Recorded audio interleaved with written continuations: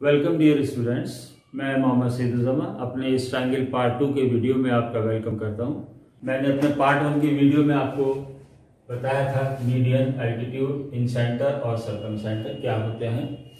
इसको थोड़ा सा रिपीटिशन आज फिर करेंगे। सबसे पहले मीडियन को कंसीडर कीजिए। सपोज कीजिए आपके पास एक ट्रायंगल ये है जिसके अंदर वर्टेक्स ए ये है, वर्टेक्स बी ये है और वर्टेक्स सी ये है। वर्टेक्स का प्लूरल वर्टिसीज होता है, याद रखिएगा। This is angle A, this is angle B और दिस इज एंगल सी। तो मीडियंस के लिए हम इस साइड का मिड पॉइंट लेंगे, इस साइड का मिड पॉइंट लेंगे और इस साइड का मिड पॉइंट लेंगे और हम इन मिड पॉइंट्स को अपोजिट वर्टिसीज से इस तरह से मिला लेंगे। सी वर्टेक्स का मिड पॉइंट से मिलाने के लिए ये लाइन आया और ए वर्टेक्स को यहां से हमने ये मिला दिया। सो आपका ये पॉइंट सपोज कीजिए डी, ये ई और ये आपका एफ।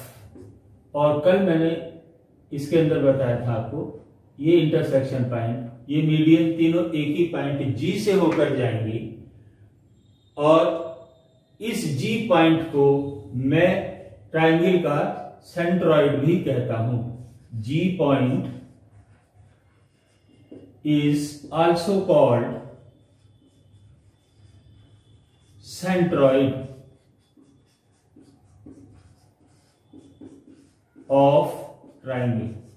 सेंट्रॉइड मीन्स हम ये मान सकते हैं कि अगर ये एक इस टाइप का ट्रायंगुलर शीट है तो ये जी पॉइंट ऐसा है कि आप इसको बैलेंस कर सकते हैं, या ये कहिए कि इस जी पॉइंट पर इस टोटल ट्रायंगल का वेट एक्ट करेगा टुवर्ड्स द अर्थ। और इस जी पॉइंट पर आप इस तरह से इस ट्रायंगल को एक पॉइंट पर या जी पॉइंट पर या इस उंगली पर जी पॉइंट को, इस पूरे ट्रायंगल को बैलेंस कर सकते हैं। तो ये सेंट्रॉइड कहलाएगा। Centroid means centre of the mass. Altitude, altitude भी आपके इस तरह से है। ये आपका कोई ट्रायंगल है और एल्टीट्यूड अगर मैं इस पॉइंट ए से लेना चाहूं तो मैं यहां पर ये आपका एक परपेंडिकुलर डालूंगा, ये 90 डिग्री होगा। सपोज कीजिए ये पॉइंट बी है, ये पॉइंट सी है, यहां से मैं डालूंगा तो आपका ये जाएगा, ये एंगल 90 डिग्री है। सपोज कीजिए ये डी, ये ई और एफ, यहां पर ये भी एक पॉइंट से होकर जाएगा जिसे सपोज कीजिए मैं ओ कहता हूं। तो ये तीनों एल्टीट्यूड भी आपके एक पॉइंट से होकर पास होंगे और इस O point is called ortho centre.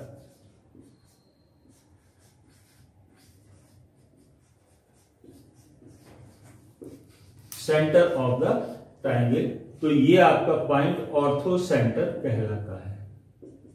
जब आपके मीडियन पास हो रहे हो तो ये जी पॉइंट सेंट्रॉइड कहलाता है, और जब ये मीडियन एक जगह से पास हो रहे हैं तो उस इंटरसेक्शन पॉइंट को मैं ऑर्थो सेंटर कहता हूं। इन सेंटर आपको बताया ही था। इन सेंटर क्या होता है? इन सेंटर ये है कि अगर आपके पास ये कोई ट्रायंगल है तो आप इन एंगल्स का बाइसेक्टर कीजिए, ये बाइसेक्टर, और इस एंगल का भी बाइसेक्टर कीजिए यहां से। और जब आप इस एंगल का बाइसेक्टर करेंगे तो ये भी आपका इसी पॉइंट से होता हुआ जाएगा। सपोज कीजिए ये पॉइंट आपका O है, इस केस में हम इसको इन सेंटर कहते हैं। अगर हमने एंगल का बाइसेक्टर किया है then O point is called in center of triangle।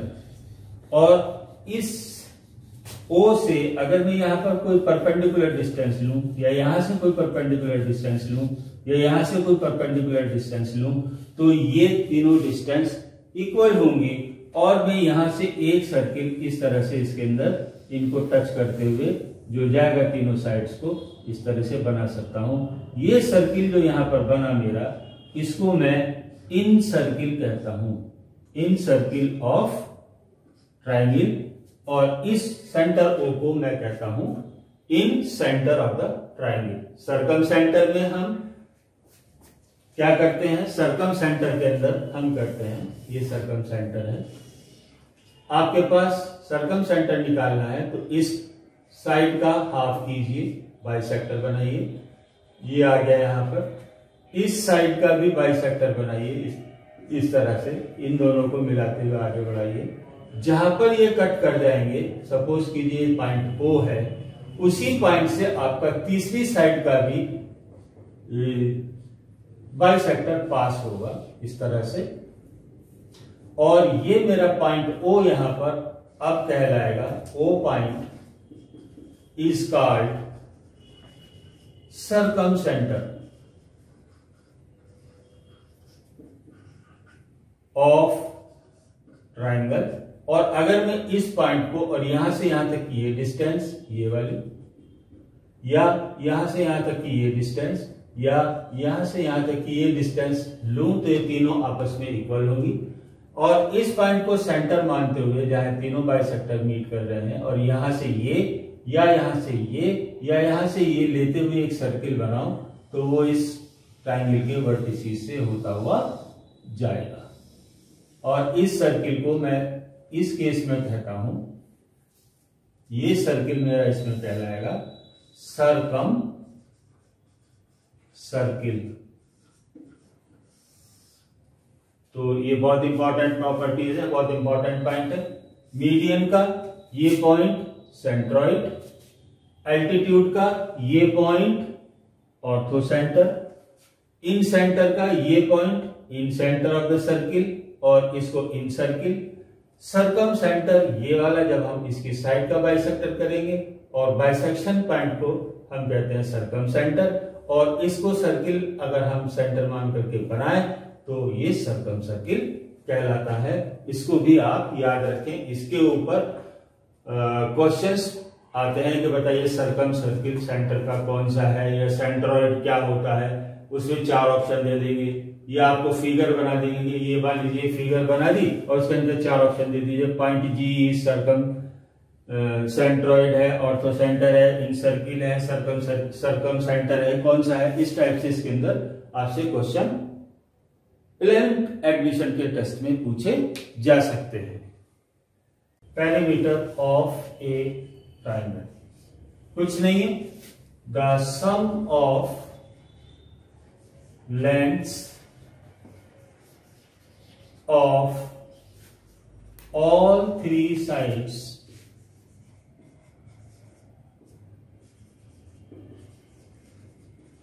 of a triangle is called perimeter.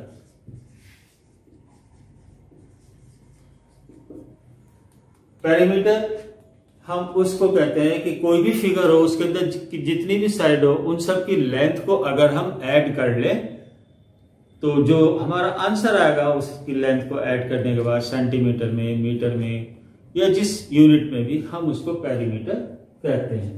अगर हमारे पास ये कोई ट्रायंगल है ए बी सी, सपोज कीजिए ये वर्टेक्स ए है, ये बी है, ये सी है, तो इसके अंदर 3 साइड्स हैं ए बी, दूसरी है इसके अंदर बी सी, और तीसरी है इसके अंदर C A. Therefore perimeter P is therefore equal to length of A B plus length of B C plus length of C A. इसका जो भी आंसर आएगा, सपोज कीजिए 5 है, ये 7 है, ये 6 है, तो हम इसको कहेंगे पेरीमीटर 5 + 7 + 6 सेंटीमीटर। सब सेंटीमीटर में है, ये भी सेंटीमीटर, ये भी सेंटीमीटर, ये भी सेंटीमीटर, तो ये हो गया इक्वल टू 18 सेंटीमीटर। ये इसका पेरीमीटर है। दूसरा टर्म इसके अंदर एक और यूज होता है, सेमी पेरीमीटर।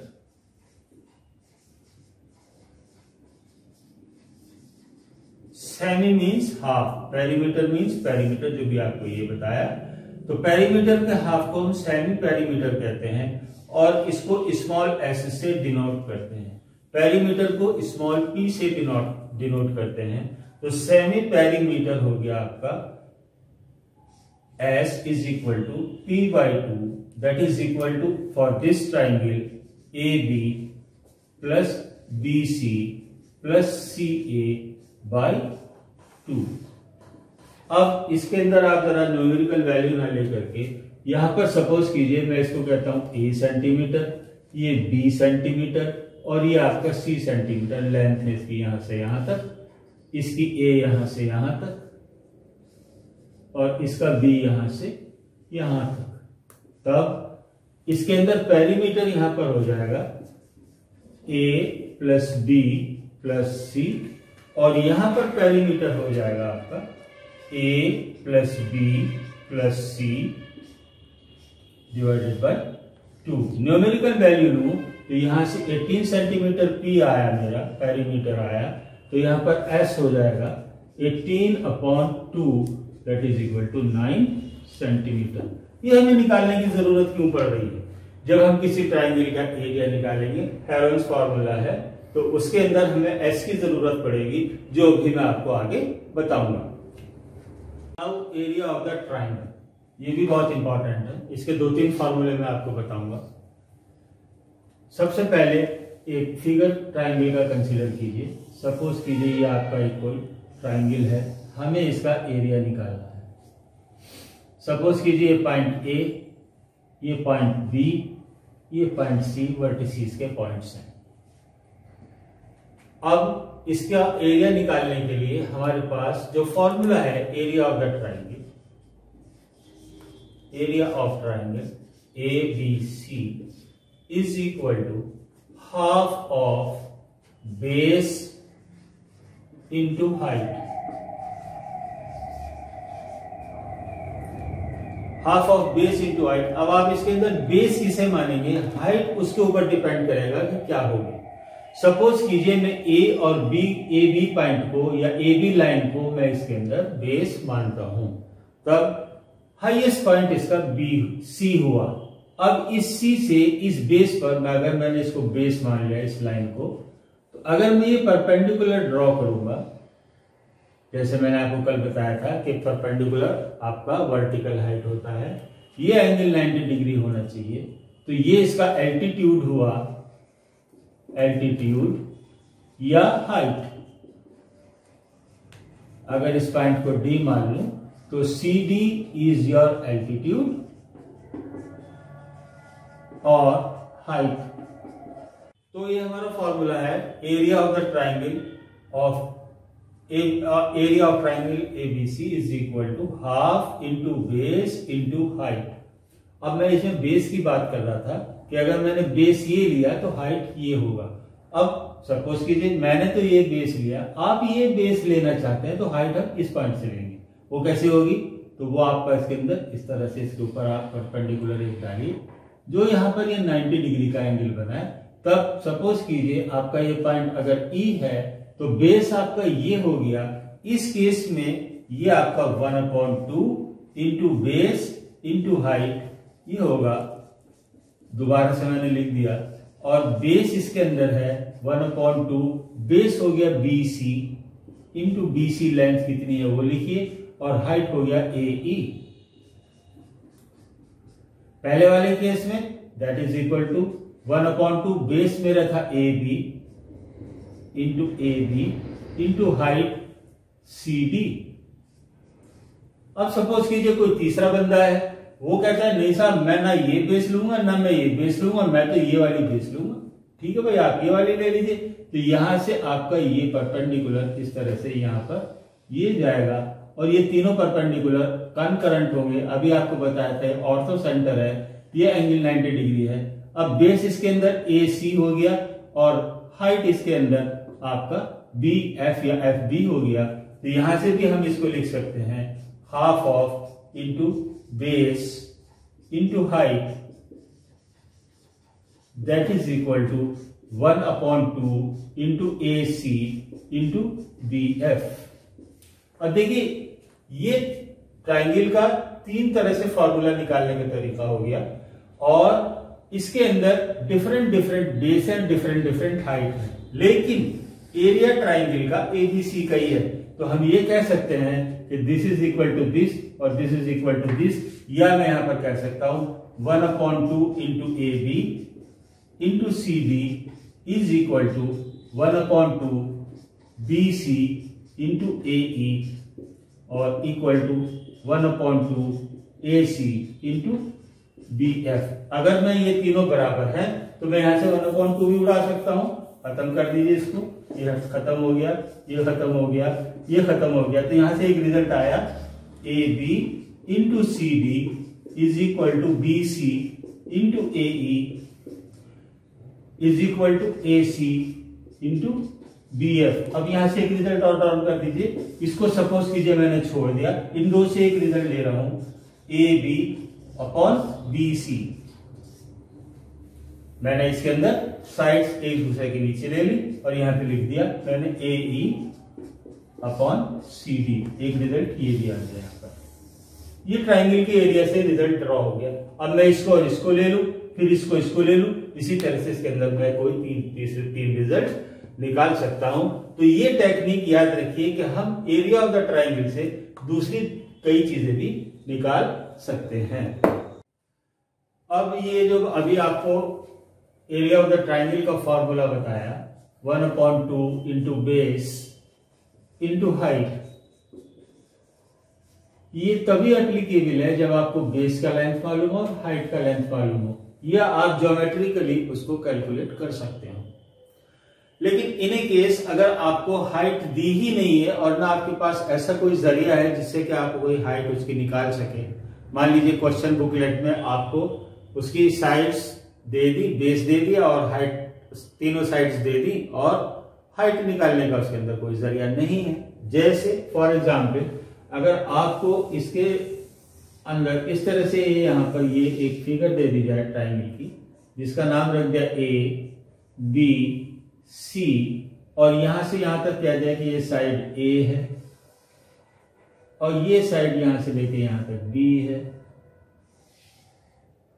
इसको आप सी कहिए, इसका भी मैं बताऊंगा आपको, और ये बी है यहां से लेके यहां तक ये line.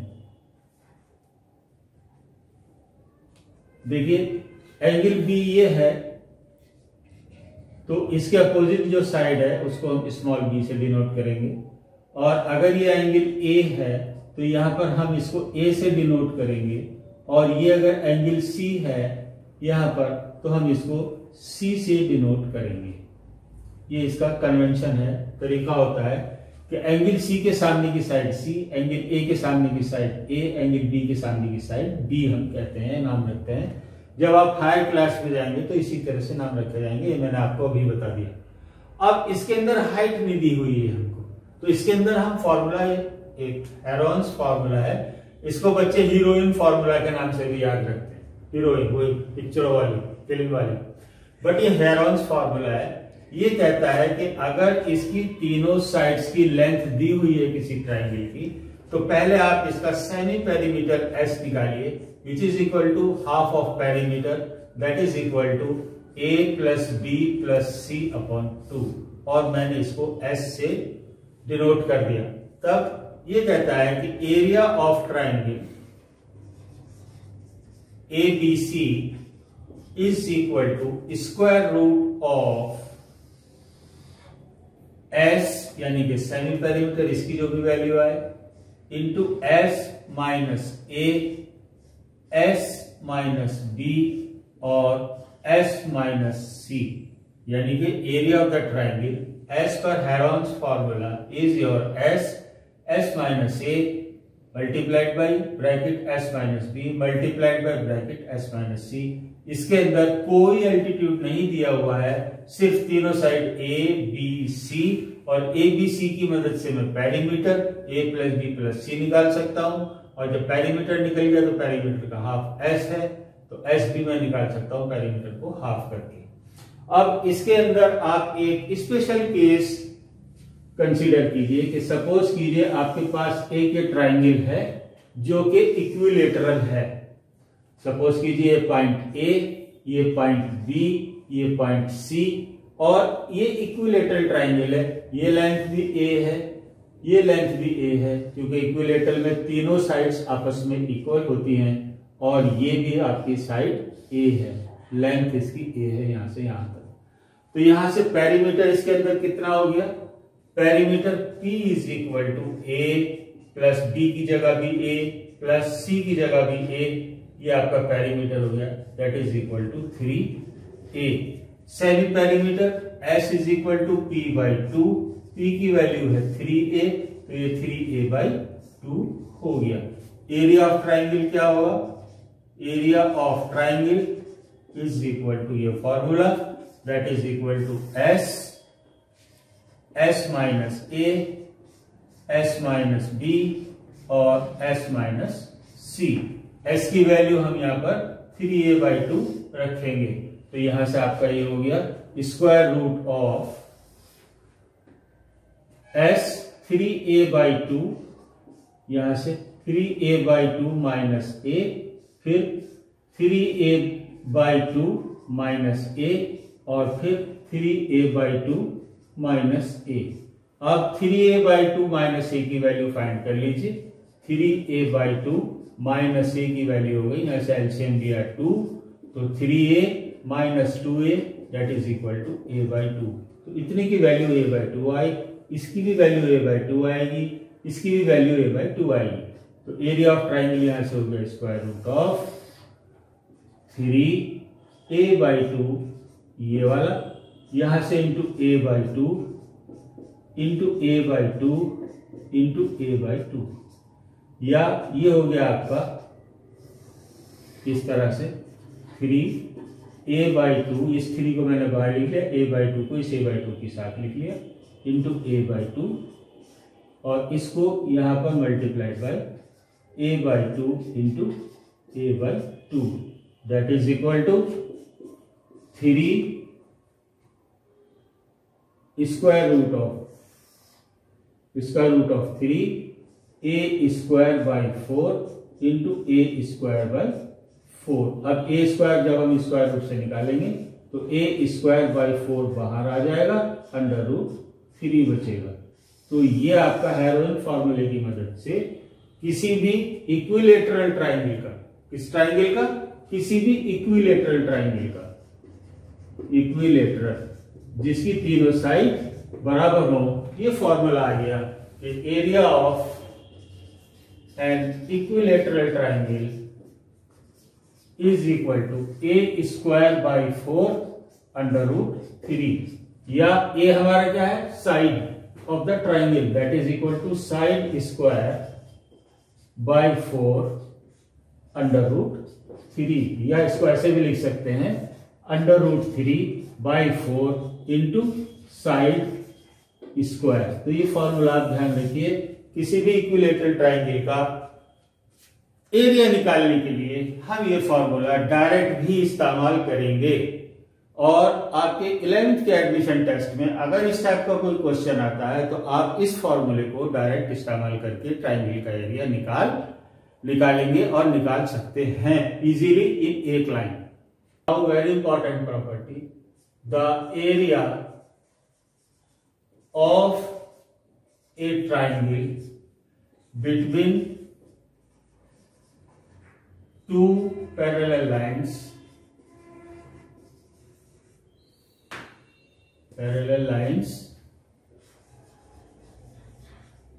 and at the same base is equal to each other। यहां पर लिखिए the area of two triangle is equal to each other और सेम। इंपॉर्टेंट प्रॉपर्टी है, ध्यान से समझ लीजिए। क्या है कि हमारे पास दो पैरेलल लाइंस है, ये पैरेलल लाइंस है, और इसके अंदर मैंने दो पॉइंट ले लिए यहां पर पी क्यू, ये किसी ट्राइंगल का बेस है। अब मैंने यहां पर दो ट्राइंगल बनाए,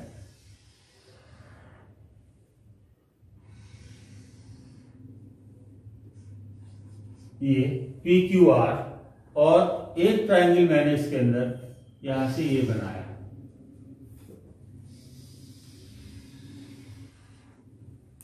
R डैश। तो दो ट्राइंगल हो गए PQR या PQR डैश। पहला ट्राइंगल ये वाला और दूसरा ट्राइंगल इसके अंदर ये वाला। वो कहता है अगर ये दोनों एक ही पैरेलल लाइन के बीच में हैं और सेम बेस पर है, यानी कि दोनों की बेस सेम है, PQ आपके PQR ट्राइंगल की भी है और PQR डैश की ट्राइंगल की बेस भी PQ है, तो इन दोनों का एरिया सेम होगा या सेम होता है। सो यहां पर कहता है area of triangle PQR and area of triangle PQR dash is same और इक्वल। अगर कंडीशन क्या हो कि ये दोनों पैरेलल लाइन के बीच में हो, सपोज कीजिए आपकी पैरेलल लाइन L1 ये है और ये इधर को जा रही है L2 ये है, L1 is parallel to L2, L1 line is parallel to L2 line, then तो क्या होगा, ध्यान दीजिए कि अगर ये दो पैरेलल लाइन है कोई भी, तो इसका हाइट कैसे निकालेंगे हम, हाइट इसका परपेंडिकुलर से निकालेंगे, ये परपेंडिकुलर डालेंगे, और कहीं पर भी इस परपेंडिकुलर को अगर हम डाल दें और मेजर करें तो ये परपेंडिकुलर लाइन ये जितनी भी है, ए सपोज कीजिए AB, CD और EF, ये सपोज कीजिए ये H1, ये H2, ये H3, तो यहां पर ये पैरेलल लाइन होने की वजह से H1 is equal to H2 is equal to H3, ये तीनों हाइट बराबर होंगी, अदरवाइज ये दो लाइन, ये वाली लाइन और ये वाली लाइन पैरेलल हो ही नहीं सकती। ये अगर H1, H2, H3 बराबर नहीं है तो क्या होगा, ये इस तरह से भी हो सकती है, ये पैरेलल लाइन नहीं हुई अगर इनकी हाइट डिफरेंट है, तो पैरेलल नहीं होंगी। तो पैरेलल अगर हैं तो ये हाइट इसके अंदर इक्वल होंगी। अब इस ट्राइंगल की हाइट निकालिए, ये आ गई यहां से, ये यहां से R डैश L डैश मान लीजिए, और यहां से इसकी निकाल लीजिए हाइट, ये आ गई परपेंडिकुलर, ये मान लीजिए RL है, तो ये R डैश L डैश और RL दोनों बराबर होंगी, ये इसके बराबर होगी हाइट, चूंकि ये दोनों line L1 and L2 are parallel. अब बेस दोनों का सेम ही है तो फार्मूला लगा लीजिए, half of base into height. तो अगर ये h है तो ये भी h होगी, बेस आपकी यहां से PQA है यहां से लेके यहां तक, तो आपका फॉर्मूला दोनों का बनेगा 1/2, बेस है आपकी a, हाइट है h, इसके लिए भी ये है PQR और PQR डैश के लिए भी बेस a, हाइट h, और इस ट्राइंगल के लिए भी PQR के लिए भी बेस a और हाइट h, तो दोनों का एरिया बराबर होगा, यानी कि ये मेरा स्टेटमेंट करेक्ट है। इसको ध्यान रखिए कि दो पैरेलल लाइन के बीच में सेम बेस पर किन्हीं भी दो ट्राइंगल का, मैं कहता हूं दो नहीं, सेम बेस अगर है, अगर इनफाइनाइट ट्राइंगल भी बनाए हम इसके अंदर इस तरह से बना दें, ये बन गया, ये बन गया, ये बन गया, यहां से ये बन गया, कितने भी ट्राइंगल बना लें तो सबका एरिया सेम होगा बाय दिस फॉर्मूला। और टेक्निक क्या है उसके अंदर कि सबकी हाइट और बेस दोनों सबकी सेम है, तो एरिया हमारा सेम होगा। Now dear students, a very important concept, similarity and congruency.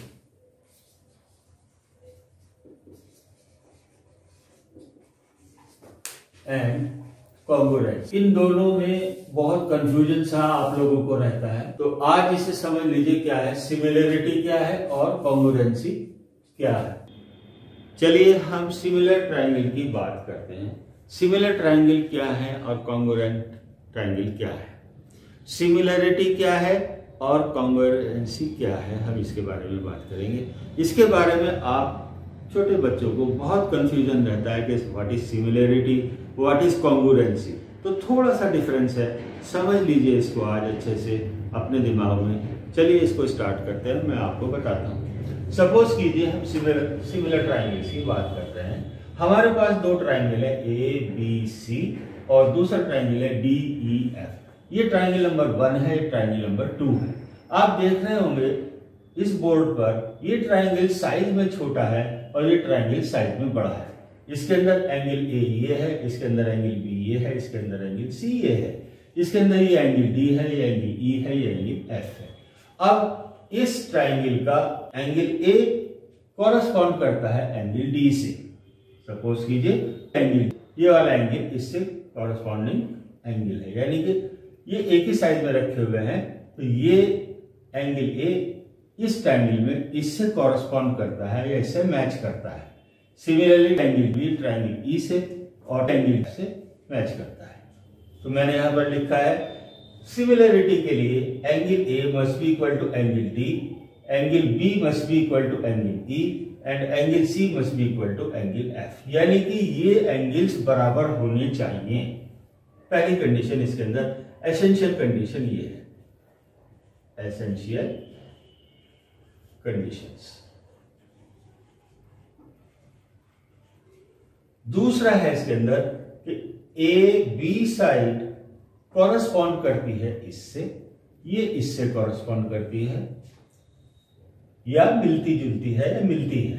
Side BC आपकी इससे कॉरस्पॉन्ड करती है साइड EF से, ये वाली साइड इससे कॉरस्पॉन्ड करती है। तो मैंने यहां लिखा है side BC corresponds to side EF। Similarly side AC corresponds to DF। Side AC आपकी ये वाली है और ये इस साइड से कॉरस्पॉन्ड करती है। ये ऐसा भी हो सकता था कि इस ट्राइंगल को इस टाइप से बना दिया जाता नीचे DEF, इस तरह से भी बनाया जा सकता था। तो इसके अंदर हमें ये पहले डिसाइड करना है कि कौन सी साइड किस साइड से दूसरे ट्राइंगल की मैच करती है।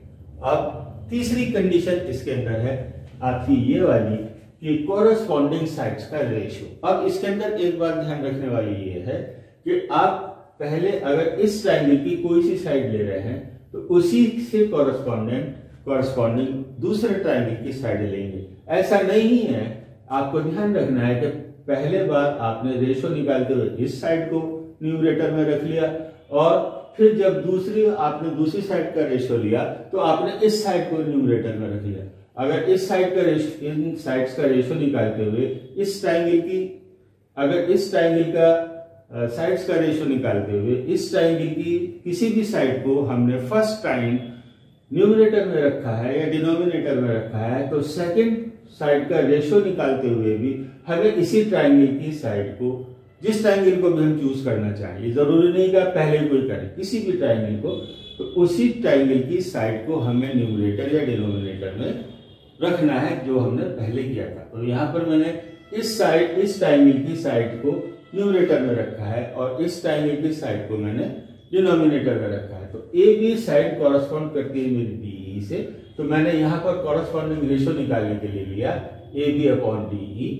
दूसरी साइड मेरी इसके अंदर BC मैंने कैलकुलेट की, तो मैंने इसको भी न्यूमरेटर में रखा है, पहले एक ट्राइंगल की साइड को, और दूसरी ट्राइंगल की साइड है EF, यहाँ पर ये आ गया। और तीसरी साइड मैंने AC ली है फर्स्ट ट्राइंगल की, तो मैंने इसको भी न्यूमरेटर में रखा है और इस साइड को मैंने डिनोमिनेटर में रखा है DF। ये सब आपस में इक्वल होने चाहिए और एक इनकी कोई कांस्टेंट रेशियो होनी चाहिए, या आप कह लीजिए यहाँ पर कांस्टेंट प्रोपोर्शन इनका होना चाहिए। ठीक है, अगर आपने इसके अंदर कहीं ये मिस कर दिया तो पहले आपने इस साइड को न्यूमरेटर में रख लिया और फिर दूसरी बार जब आपने लिया इस साइड को न्यूमरेटर में रख लिया, तो रेशियो गड़बड़ा जाएगा। तो इस तरह से आपको ध्यान रखने वाली बात है इसके अंदर। तो अगर ये तीनों साइड्स आपकी कंडीशन फुलफिल होती हैं तो हम कहते हैं कि ट्राइंगल्स आर सिमिलर।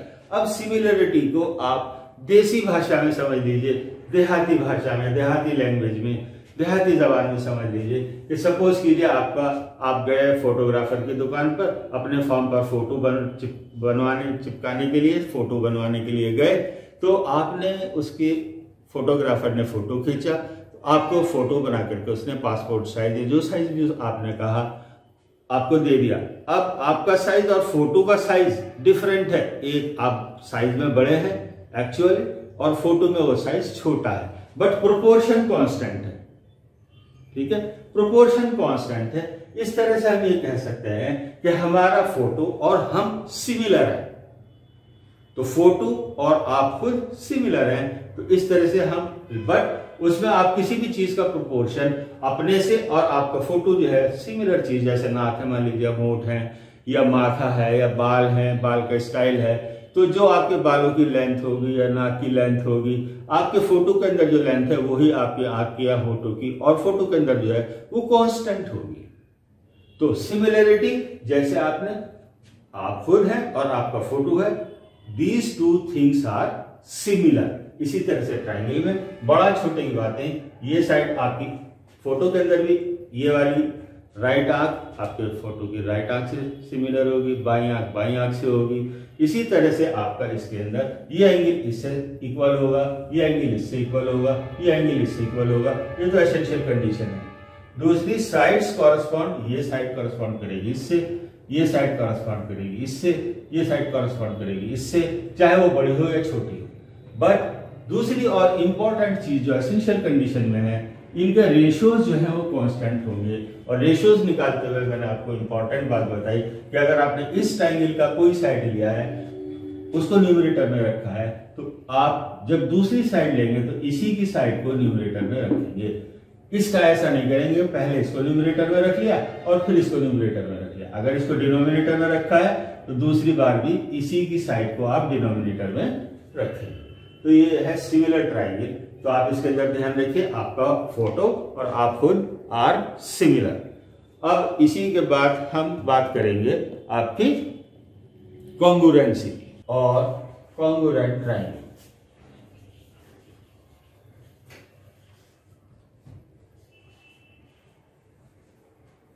ये थोड़ा सा सिमिलरिटी से डिफरेंट है। जैसे सपोज कीजिए आपके पास यहां पर ये दो ट्रायंगल हैं,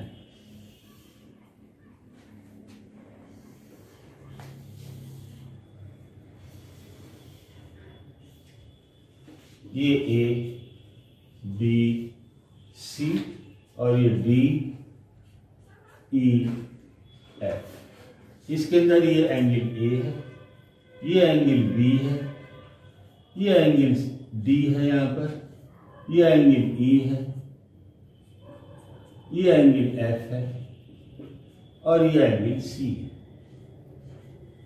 अब कॉन्ग्रुएंसी के लिए सबसे पहली कंडीशन, जैसे कि आपके सिमिलर ट्रायंगल में थी, ये इसके कॉरस्पॉन्डिंग एंगल ये है, ये इसके कॉरस्पॉन्डिंग एंगल ये है और इसके कॉरस्पॉन्डिंग एंगल ये है। तो हम यहां पर ये कहते हैं कि angle A must be equal to angle D, पहली बात।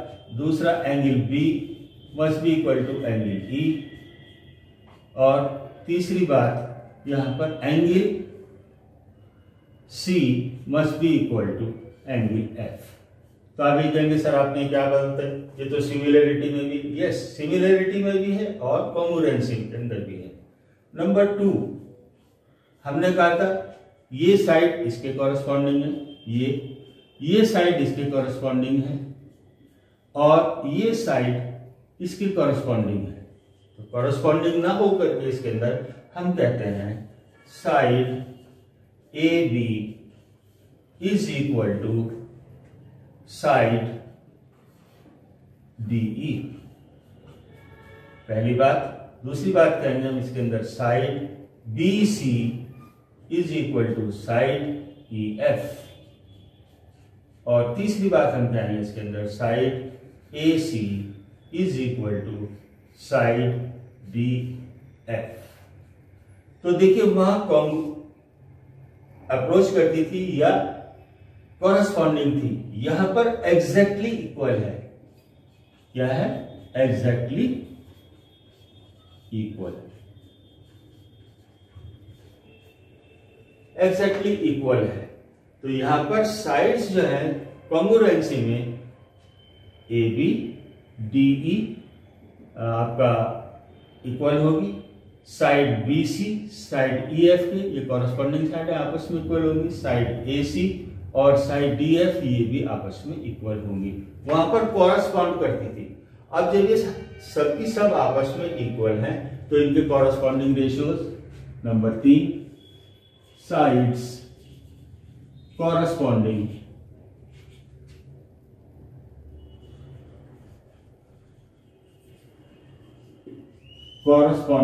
रेशियोज क्या होगा, लीजिए AB,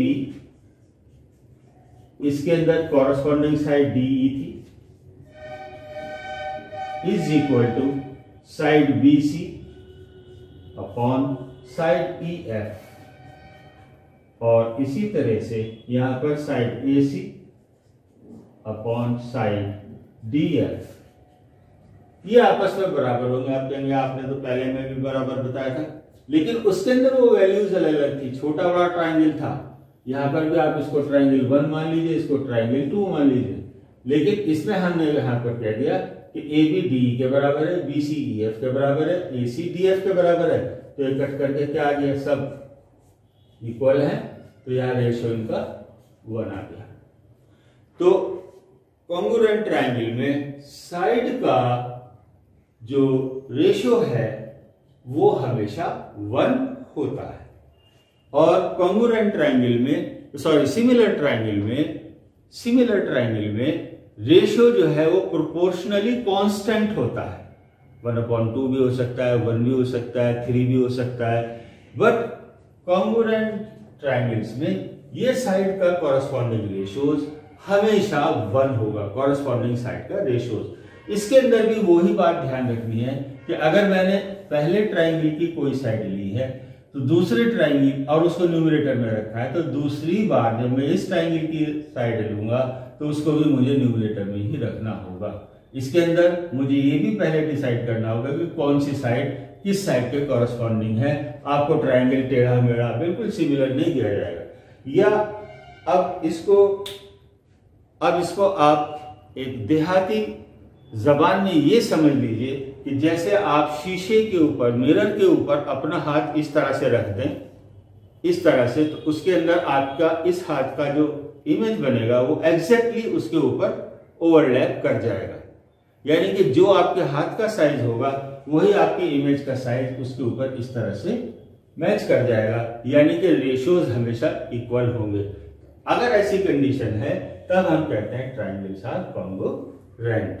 तो ये सिमिलरिटी और कॉन्ग्रुएंसी में डिफरेंस होता है। अब इसकी कुछ थ्योरम्स भी हैं कि सिमिलरिटी या दो ट्राइंगल्स को हम सिमिलर कब कहेंगे और कॉन्ग्रुएंट कब कहेंगे, तो वहां पर बस डेफिनेशंस तो एक ही हैं, लेकिन जहां पर सिमिलरिटी है वहां हम कह देंगे प्रोपोर्शन कांस्टेंट है, और जहां कॉन्ग्रुएंट है वहां कहेंगे हम प्रोपोर्शन इक्वल टू 1 है। इतना सा डिफरेंस होगा। चलिए अभी मैं आपको उसको भी बता देता हूं। हम इसको कहते हैं criteria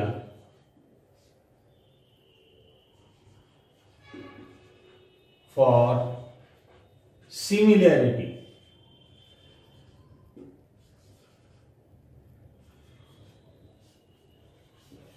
of two triangles.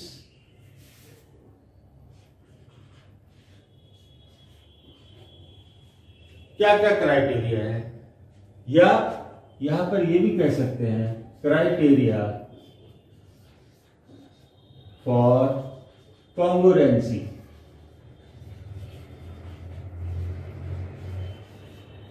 Of two triangles. बस वर्ड प्रोपोर्शन का और कांस्टेंट इक्वल टू या प्रोपोर्शन इक्वल टू 1 का डिफरेंस रहेगा। सबसे पहला है AA क्राइटेरिया।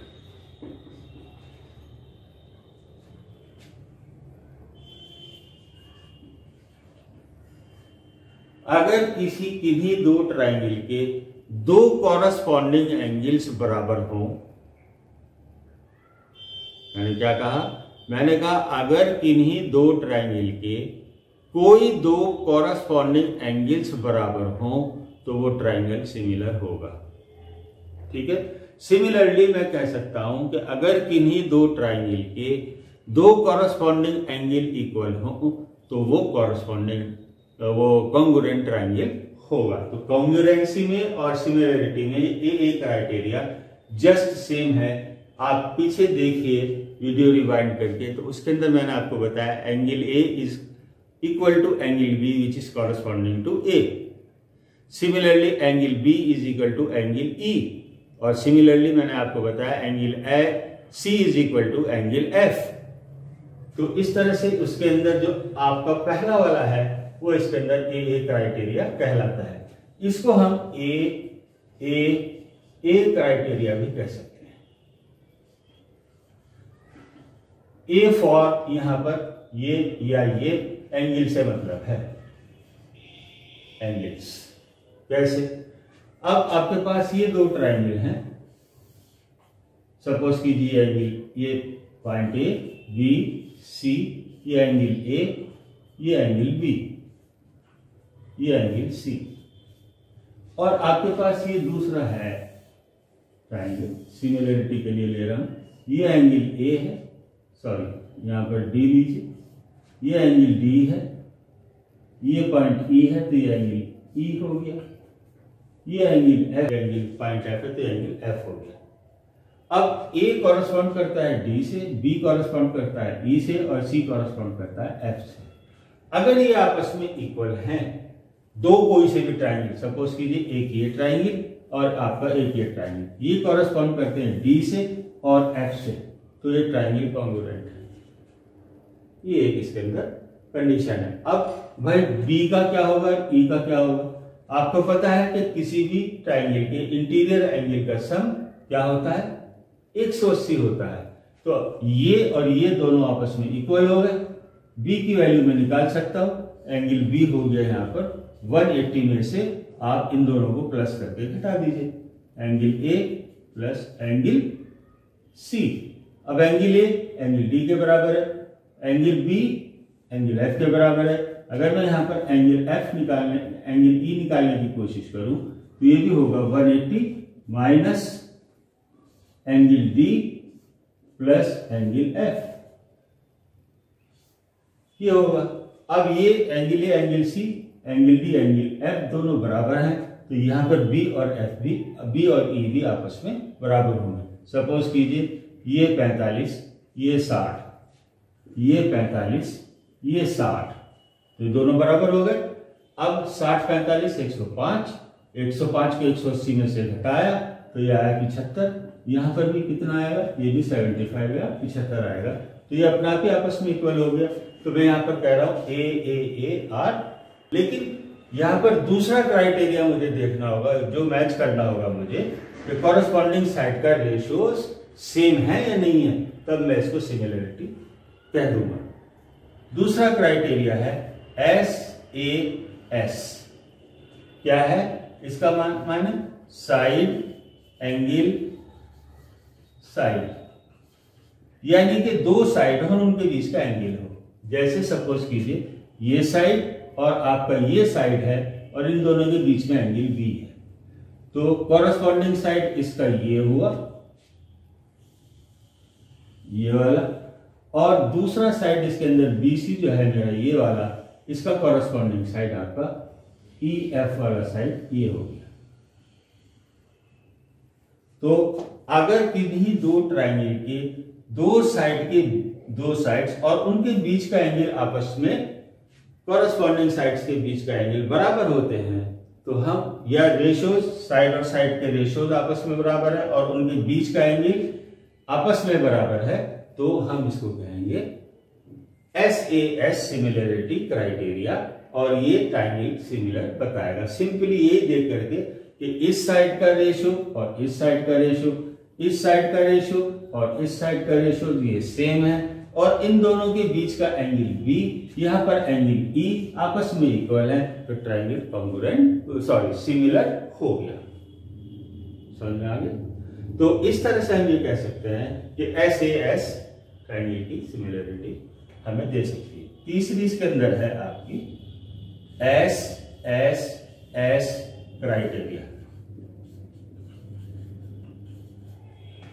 तो ये तो वही वाली है, रेशियोज वाली, जो आपको थर्ड कंडीशन मैंने सिमिलरिटी की बताई थी, कि अगर कॉरेस्पॉन्डिंग साइड के रेशियोज कांस्टेंट प्रोपोर्शन में है या उनकी वैल्यू एक कांस्टेंट आती है तो ट्राइंगल सिमिलर होगा। यहां पर प्रोपोर्शन वर्ड में इस्तेमाल कर रहा हूं, इक्वल नहीं या कांस्टेंट वन नहीं कह रहा हूं मैं, तो यहां पर कह रहा हूं कॉरस्पॉन्डिंग साइड का अगर प्रोपोर्शन सेम आता है, जैसे ए बी साइड का डी से, बीसी साइड का आपका ई एफ से और एसी साइड का आपका डी एफ से प्रोपोर्शन या रेशियो सेम आता है, तो हम कहेंगे एसएसएस क्राइटेरिया हमारा कंप्लीट हो रहा है और हमारे ट्राइंगल सिमिलर हैं।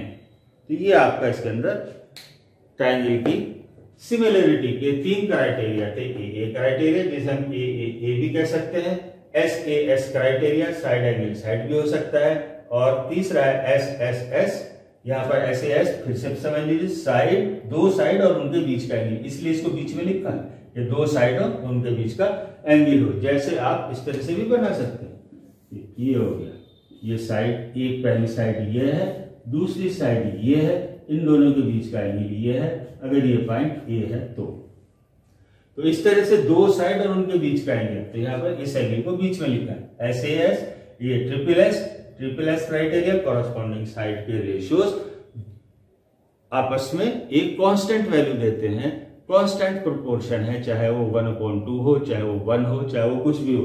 अगर 1 है तो हम ये कह सकते हैं कि कोई भी कॉन्ग्रुएंट ट्राइंगल सिमिलर है, but all similar triangles are not congruent, क्योंकि यहाँ पर रेशियोज जो है 1 आ सकता है। In that case triangle congruent भी है और सिमिलर भी है, लेकिन ये जरूरी नहीं है कि हर एक कॉन्ग्रुएंट ट्राइंगल सिमिलर होगा। ठीक है, चलिए अब इसके अंदर दूसरी चीज बात करते हैं कॉन्ग्रुएंसी की। तो अब बस यहां पर क्राइटेरिया एंगल्स ये आपके बराबर है, अगर 2 एंगल आपस में बराबर होंगे तो आपका ट्राइंगल कॉन्ग्रुएंट होगा। साइड एंगल साइड, अगर साइड और साइड का रेशियो हमारा 1 है, इक्विवेलेंट 1 है, इक्वल 1 है और उनके बीच का एंगल बराबर है, तब वो कॉन्ग्रुएंट होगा। सिमिलरली आपका साइड का क्राइटेरिया के अंदर अगर एक ट्राइंगल की कॉरस्पॉन्डिंग साइड दूसरे ट्राइंगल की कॉरस्पॉन्डिंग साइड का रेशियो 1 हो, रेशियो क्या हो, यूनिटी हो, 1 हो और तीनों साइड का एक जैसा हो, 1 हो, तब हम उसको कॉन्ग्रुएंट ट्राइंगल कहेंगे। तो क्राइटेरिया ए, एस और ट्रिपल एस का क्राइटेरिया सिमिलरिटी के लिए हम प्रोपोर्शन वर्ड यूज करेंगे और कॉन्ग्रुएंसी के लिए हम इक्वल टू 1 यूज करेंगे। तो ये हमारा इसके अंदर डिफरेंस होता है। चलिए आपको इसके अंदर एक क्वेश्चन कराते हैं सिमिलरिटी के ऊपर। सपोज कीजिए आपको ये फिगर दी हुई है,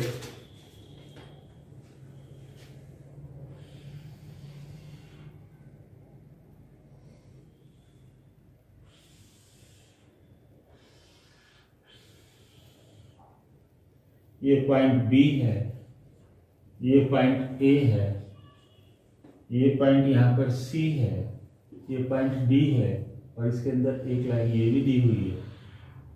सपोज कीजिए ये पॉइंट एफ है और ये पॉइंट यहां पर ई है और इसके अंदर लेंथ दिया है यहां से लेके यहां तक 2.5 सेंटीमीटर यहां तक, और दूसरी लेंथ आपको इसके अंदर दी है यहां से यहां तक 3.5 सेंटीमीटर, और इसके अंदर आपको ये लेंथ दी हुई है 2 सेंटीमीटर ये, और वो कहता है इसके अंदर कि यहां से आप ये डिस्टेंस x फाइंड करिए यहां तक। कैसे फाइंड करेंगे, बहुत ही सिंपल सा क्वेश्चन है।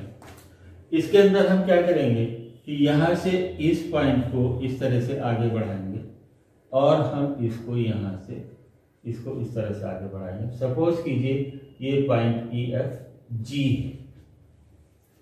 अब इसके अंदर कई ट्राइंगल बन रहे हैं, कौन कौन से, एक जी बी ए या ए बी जी एक ट्राइंगल बना, दूसरा ट्राइंगल इसके अंदर बना जी एफ ई ये ट्राइंगल बना, और तीसरा ट्राइंगल बना इसके अंदर जी सी डी ये ट्राइंगल बना। अब 2 साइड, ये वाली साइड्स और ये एंगल एस ए एस से ट्राइंगल की सिमिलरिटी वाले थ्योरम लगाएंगे तो ये हमारे सब इक्वल सिमिलर होंगे, तो ये सिमिलर ट्राइंगल हैं। ठीक है, तो सबसे पहले मैं इस डिस्टेंस को सपोज कीजिए y सेंटीमीटर मान लेता हूं यहां तक, राइट। तो अब मैं इसके अंदर ये ट्राइंगल यहां से लेके यहां तक ये DCG और EFG कंसीडर करता हूं। ये एंगल दोनों में कॉमन है और ये साइड्स भी दोनों की आपस में सेम प्रोपोर्शन होगी। तब मैं इसके अंदर कह सकता हूं 2/y this side upon this side is equal to this side upon यहां से लेके यहां तक की ये साइड की लेंथ कितनी है, y तो यहां तक है और 2.5 यहां तक है और ये 3.5। अब देखिए 2 मैंने इसमें ऊपर लिया है न्यूमरेटर में, y नीचे लिया है, तो यहां पर भी इसके अंदर 3.5 में न्यूमरेटर में लूंगा is equal to 3.5 upon y मैंने यहां पर यहां से लेके यहां तक लिया था, अब के यहां से लेके यहां तक लूंगा, कितना होगा y प्लस 2.5। y की वैल्यू कैलकुलेट करिए कितनी हुई, तो इस टोटल को इधर मल्टीप्लाई कर देंगे तो आ जाएगा 2y plus 5 is equal to 3.5y। y को इधर ले जाइए, 5 इधर ही रखिए, तो ये हो गया 3.5y minus 2.5y, sorry 2y। तब जब मैं इसको घटाऊंगा 3.5y में से 2.0y घटाऊंगा तो यहां पर बचेगा आपका 1.5y इंप्लाइज इक्वल टू 5, ये 5 इधर चला गया, तो y is equal to 5 upon 1.5, decimal हटा दीजिए, 0 लगा दीजिए, तो जब आप इसको कैलकुलेट करेंगे तो ये आएगा 3.33 सेंटीमीटर अप्रॉक्सीमेटली। तो यहां से लेके यहां तक ये डिस्टेंस हो गई 3.33 सेंटीमीटर, ये y की वैल्यू आ गई यहां से, राइट। बस अब तो निकल गया क्वेश्चन। कैसे, अब मैं इस ट्राइंगल को, पूरे बड़े वाले ट्राइंगल को ABG, अब ट्राइंगल ABG और ट्राइंगल में ये दूसरा वाला लेता हूं DC एंड ट्राइंगल DCG की, इसके अंदर भी यही प्रॉपर्टी लगाऊंगा प्रोपोर्शन वाली, कांस्टेंट प्रोपोर्शन होना चाहिए अगर ये सिंपल सिमिलर ट्राइंगल है। यहां पर मैं लेता हूं x upon this side plus this side plus this side, ठीक है। यहां पर ये एक डाटा लिखना भूल गया मैं, ये 1.5 सेंटीमीटर है यहां से लेके यहां तक, ये गिवन है क्वेश्चन में। तब यहां पर मैं लिखूंगा x अपॉन 1.5 ये डिस्टेंस प्लस 2.5 प्लस 3.3 सेंटीमीटर जो y की वैल्यू आई थी plus 3.33 centimetre is equal to, अब मैंने x यहां लिया था, इसके नीचे लिया था, यहां पर ये और इसके नीचे ये 2 अपॉन 3.33 प्रोपोर्शन की, जो सिमिलर ट्राइंगल की प्रोपोर्शन की प्रॉपर्टी है। अब ये इसका मल्टीप्लाई इधर 3.33 क्रॉस मल्टीप्लीकेशन से x इज इक्वल टू, अब ये जोड़ लीजिए 1.5 एंड 2.5 हो गया 4 और 3.33 ये हो गया आपका 2 इंटू 7.33। अब x की वैल्यू निकाल दीजिए, x therefore is equal to 2 into 7.33 upon 3.33, इसको कैलकुलेट कर लीजिए, that must be the your answer. Division करना पड़ेगा, थोड़ा लॉन्ग है, तो इस डिवीजन को करेक्टली कीजिए। आई थिंक इसकी वैल्यू 4.44 समथिंग आनी चाहिए। तो इस तरह से हम सिमिलरिटी की थ्योरम को यूज कर सकते हैं, सिमिलरिटी ऑफ ट्राइंगल की एसएस थ्योरम को हम इस तरह से इसके अंदर यूज कर सकते हैं। चलिए अब थेल्स थ्योरम पढ़ें, बहुत इंपॉर्टेंट थ्योरम है और अक्सर इसके ऊपर क्वेश्चन आते हैं, तो इसको ध्यान रखिए। कैसे, थेल्स थ्योरम कहता है कि अगर हमारे पास किसी भी तरह का कोई ट्राइंगल है, सपोज कीजिए एक्यूट एंगल ट्राइंगल है जिसका नाम है ए बी सी ट्राइंगल है। वो कहता है इसकी किसी भी साइड के पैरेलल अगर एक लाइन खींची जाए और जो बाकी दो बची हुई लाइन को दो अलग अलग डिस्टिंक्ट पॉइंट में कट करे तो उनके जो प्रोपोर्शन होंगे कट पोर्शंस के वो इक्वल होंगे। सपोज कीजिए ये ए बी साइड है, इसके पैरेलल मैं एक लाइन ये खींचता हूं जो इसको दो डिस्टिंक्ट पॉइंट में काटती है डी और ई में। D E line A B line के पैरेलल है। तब फिल्स थ्योरम कहती है C D upon D A is equal to C E upon E B. ये प्रोपोर्शन हमारे सेम होंगे, यानी कि this upon this portion is equal to this upon this portion. ये इसके अंदर फिल्स थ्योरम कहती है। या अगर इन दोनों में मैं एक एक जोड़ दूं 1 plus C D upon D A is equal to 1 plus C E upon E B, तो देखिए क्या होगा। यहाँ एलसीएम लीजिए, डी ए एलसीएम आया तो ये हो गया D A plus C D. इसी तरह से यहाँ पर भी एलसीएम लीजिए, ई बी एलसीएम आया और यहाँ पर हो गया आपका ई बी प्लस सी ई। अब D A plus C D क्या है, D A plus C D, ये पूरा सी ए है या ए सी है, upon D A is equal to E B plus E C क्या है, ई बी और ई सी बी के इक्वल है, that is C B upon E B. तो हम ये भी कह सकते हैं कि आइदर दिस पोर्शन और दिस पोर्शन, दिस अपॉन पूरी side upon this portion, D A लिखा है यहाँ पर, डी ए यानी कि पूरी side, C A upon D A is equal to full side upon E B. इसका उल्टा भी हो सकता है।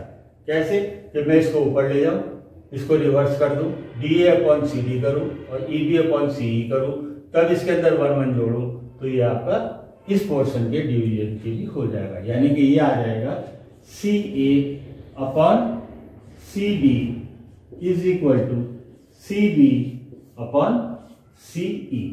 ये भी इसके अंदर प्रूव हो जाएगा। तो इस तरह से हमें इस फिल्स थ्योरम की इस चीज को याद रखना है। दूसरा चीज इसके अंदर ये भी है कि अगर ये यहां पर इसके मिड पॉइंट के ऊपर कट करते हैं, 2 पॉइंट लें हम कोई ट्रायंगल का, ये ट्रायंगल है, इसका मिड पॉइंट ये है, इसका मिड पॉइंट ये है, जाहिर बात है रेशियो इनके आपस में इक्वल होगा, ये इसके इक्वल है, ये इसके इक्वल है, तो मिड पॉइंट तभी होगा। तब अगर मैं इन दोनों पॉइंट को मिलाऊं तो वो ये कहता है कि ये इस साइड के जो कटी नहीं है इसके पैरेलल होगी और जितनी इसकी लेंथ है, इसकी लेंथ उसकी आधी होगी। यानी कि मैं यहां पर अगर इसका नाम लिख दूं ए बी सी और डी और ई, और मैं यहां पर लिख दूं D C is equal to A D and C E is equal to E B, D and E are midpoints, then what he says, AB is parallel to DE and DE length is equal to half of length of AB। तो ये फिल्स theorem है, इसको भी आप ध्यान रखिए। चलिए अब एक बहुत इंपॉर्टेंट थ्योरम आपको बताते हैं और इसको आपको हमेशा ध्यान में रखना है अपने कॉम्पिटिटिव एग्जामिनेशन जो 11th एडमिशन टेस्ट होगा उसके लिए। इसके ऊपर बेस्ड अक्सर बहुत इजी क्वेश्चन पूछे जाते हैं, लेकिन चूंकि थ्योरम मालूम नहीं होते तो आप लोगों को, बच्चों को बहुत ही टफ लगता है। उसके अंदर ये है कि अगर 2 सिमिलर ट्राइंगल गिवन है, सिमिलरिटी की कंडीशन हमें पहले ही गिवन है। ये है, सपोज कीजिए ये पॉइंट ए, ये बी और ये सी, एक ट्राइंगल ये है और दूसरा ट्रायंगल हमें एक ये दिया हुआ है। सपोज कीजिए ये पॉइंट आपका डी, ई और ये एफ है। तो अब हम इसके अंदर ये दो सिमिलर ट्रायंगल हैं, हमें इसको प्रूव करने की जरूरत नहीं है, ये हमें गिवन है। गिवन क्या है? Given two similar triangles. कौन कौन से? Triangle ABC and triangle D E F. ये दो हमें गिवन है पहले से ही। सपोज कीजिए ये ट्रायंगल 1 है और ये ट्रायंगल 2 है। तो ये थ्योरम ये कहती है कि एरिया ऑफ ट्रायंगल 1 लिख देता हूं मैं, यहां पर लिखना तो एबीसी चाहिए, upon area of triangle number 2 या DEF is equal to, suppose कीजिए ये कॉरस्पॉन्डिंग साइड इसके, ये साइड इसके कॉरस्पॉन्डिंग है, एक बना लो, और ये वाली साइड इस साइड के कॉरस्पॉन्डिंग है और ये साइड इसके कॉरस्पॉन्डिंग है।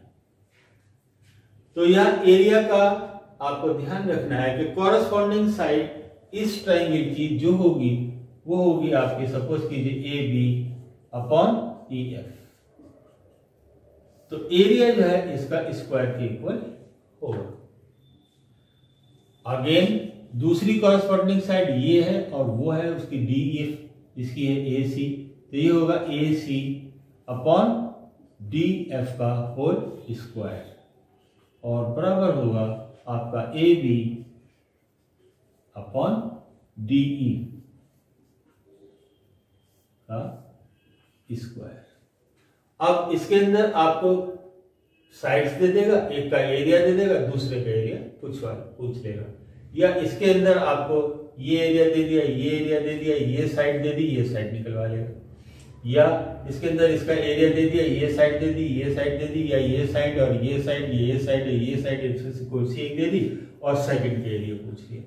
तो इस तरह से इसके अंदर आपके क्वेश्चंस आ सकते हैं। हमें ध्यान रखना है, इसके अंदर थ्योरम कहती है कि if two triangles are similar then the area ratio of the area of the first to the area of the ratio area of the second triangle is equal to the square of ratio of the squares of their corresponding sides. फिर से समझ लीजिए, area of the triangle first, या ये कहिए ratio of the area of the triangle first to second is equal to the square of the side, ratio of the square of the side of the two triangles.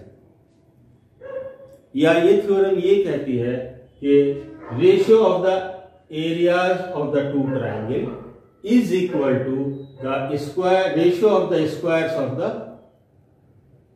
Corresponding side of the two triangles. ये theorem ये कहती है कि ratio of two triangle, ये theorem ये कहती है कि ratio of area of two triangles is equal to the ratio of corresponding side का स्क्वायर। ये सपोज कीजिए इस एरिया 144 स्क्वायर सेंटीमीटर, और यहां पर आपका ये साइड थी 4, ये थी आपकी 8, ये थी आपकी 5, ये थी आपका 10 और ये थी आपकी 7, ये था आपका 14। कॉरस्पॉन्डिंग साइड का रेशियो हमारे सेम है, और ये आपका इसके अंदर एरिया ऑफ द फर्स्ट यानी कि 144 अपॉन एरिया में यहाँ पर एरिया लिख देता हूँ, area of second is equal to, यहाँ पर हम लिख लेंगे ए बी। अब ए बी जो है आपका उसके है तो 5 अपॉन 10 का स्क्वायर, ये हो गया, that is 144 upon area of the second में ए मान लेता हूँ 25 upon 100, 25 on the 25, 25 for the 100। Area आपका यहां से हो गया 1 और 144 इधर चला जाएगा, 144 इंटू 4 इज इक्वल टू ए। तो इतने स्क्वायर सेंटीमीटर एरिया हो गया सेकंड वाले का। तो हम इस तरह से इसके अंदर एरिया निकाल सकते हैं। या अगर दो एरियाज हमें गिवन है, एक साइड गिवन है, तो दूसरी साइड, तीसरी साइड हम इसके अंदर से कॉरस्पॉन्डिंग साइड निकाल सकते हैं। सो इस तरह से आपके ट्राइंगल के इंपॉर्टेंट थ्योरम्स, फॉर्मूलेज खत्म होते हैं। हेरोइन फार्मूला याद रखिए, और सबसे इंपॉर्टेंट यहाँ पर पाइथागोरस थ्योरम याद रखिए, और जो कहती है कि हाइपोटेन्यूज का square is equal to the sum of square of the rest of two sides of the triangle. तो इसे आप याद रखेंगे। चैनल सब्सक्राइब कर लीजिए, शेयर कीजिए, कमेंट कीजिए। अगर कोई चीज समझ नहीं आ रही है तो उसे आप कमेंट में लिख करके पूछ सकते हैं। इससे पहले के वीडियो जो भी मैंने बनाए हैं उनका लिंक मैंने डिस्क्रिप्शन में दे दिया है, वहां से आप जाकर के उनको किसी भी वीडियो को देख सकते हैं। बेल आइकन भी प्रेस कर दीजिए, जिससे कि मैं जब भी कोई नया वीडियो अपलोड करूं तो वो आपको उसका इंस्टेंट नोटिफिकेशन मिल जाए। Thank you very much for watching.